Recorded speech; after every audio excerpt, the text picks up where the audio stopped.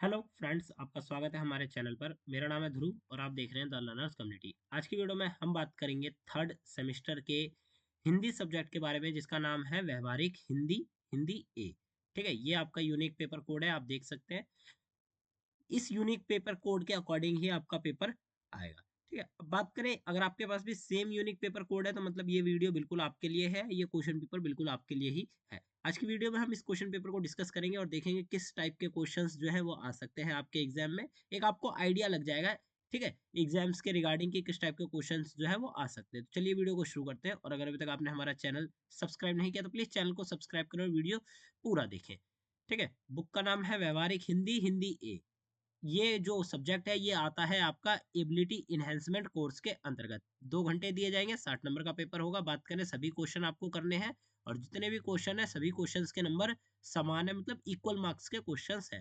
Question number 1 को देखें। इसमें आपसे पूछा गया है कि बोलचाल में प्रयोग होने वाली व्यवहारिक हिंदी की विशेषता का उल्लेख कीजिए। ठीक है, आपको यहाँ पे उल्लेख करना है, विशेषताएं बतानी है किस चीज की, बोलचाल में प्रयोग होने वाली जो व्यवहारिक हिंदी है ना उसकी। कि भाई बोलचाल में जो आम डेली बोलचाल हो गई, ठीक है, डेली बेसिस पे जो हम बोलचाल करते हैं उसमें जो व्यवहारिक हिंदी का प्रयोग होता है, ठीक है, उसकी कौन कौन सी विशेषताएं हैं, उन विशेषताओं को आपको नोट डाउन करना है, यहाँ पे एक्सप्लेन करना है। क्वेश्चन नंबर 1 आपका अथवा के ऑप्शन के साथ आता है। ठीक है, तो या तो आप ऊपर वाला अटेम्प्ट कर सकते हैं या फिर नीचे वाला। तो नीचे वाले में क्या पूछा गया है कि क्या आप इस बात से सहमत हैं कि बैंक में इस्तेमाल होने वाली हिंदी तकनीकी प्रयोग के लिए पूर्णतः उपयुक्त है?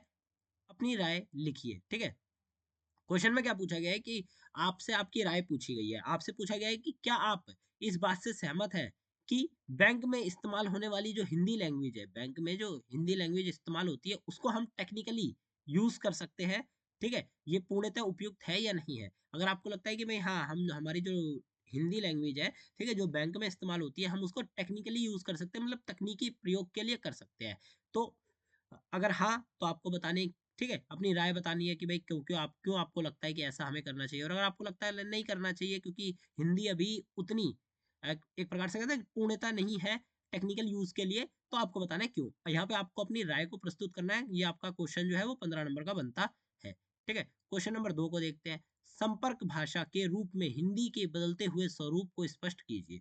ठीक है, संपर्क भाषा, संपर्क भाषा मतलब दो व्यक्तियों के बीच में जो संपर्क है उसके लिए जो भाषा का यूज किया जाता है उस भाषा का। तो संपर्क भाषा के रूप में हिंदी के बदलते हुए स्वरूप को स्पष्ट कीजिए। हिंदी का जो भाई स्वरूप है, हिंदी का जो फेस है वो बदल रहा है।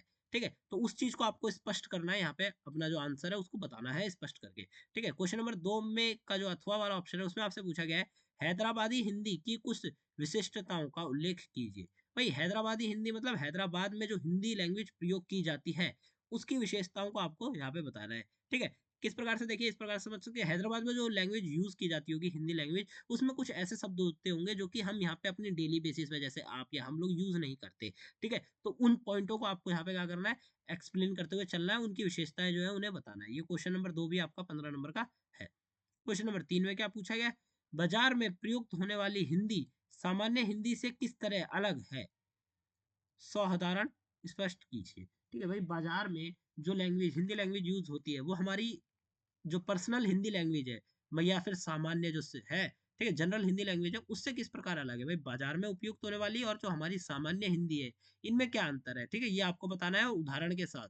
ठीक है, साधारण, साधारण मतलब उदाहरण के साथ आपको यहाँ पे एक्सप्लेनेशन देनी है। क्वेश्चन नंबर 3 के अथवा में आपसे पूछा गया है बैंक में प्रयोग होने वाली पारिभाषिक शब्द क्या अ, क्यों आवश्यक है। ठीक है, बैंक में प्रयोग होने वाले जो पारिभाषिक शब्द है वो उनकी आवश्यकता क्यों है, वो क्यों आवश्यक है, इस चीज को आपको उदाहरण के साथ स्पष्ट करना है।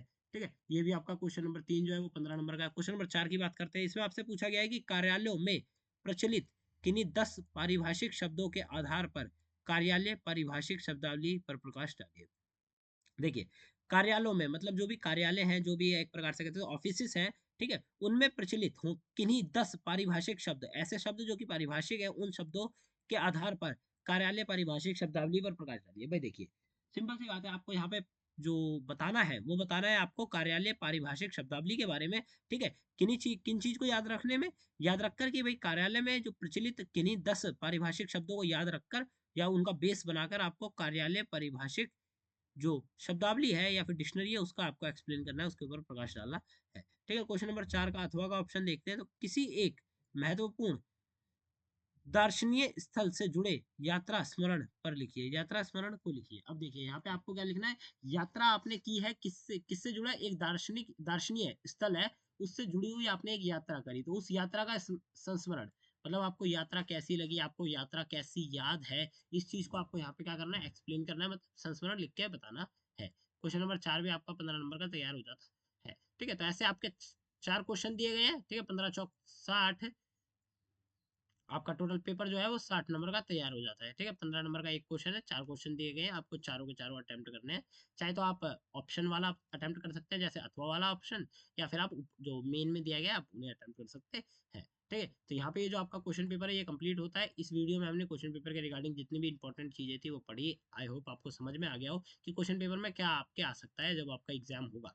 ठीक है, तो मिलता है अगली वीडियो में। Thanks for visiting on my channel guys.